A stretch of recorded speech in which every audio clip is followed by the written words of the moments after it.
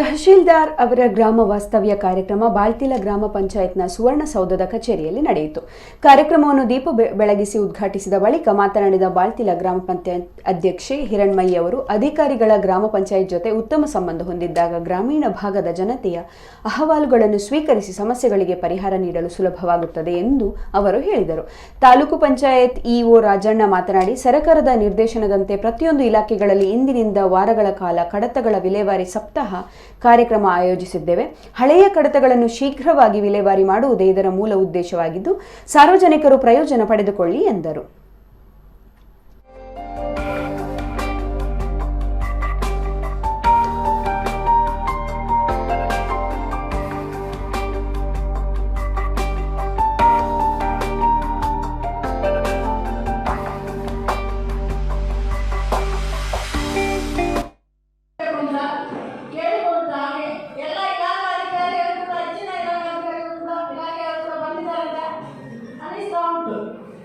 ಹಾಗೆ ಒಳ್ಳೆಯ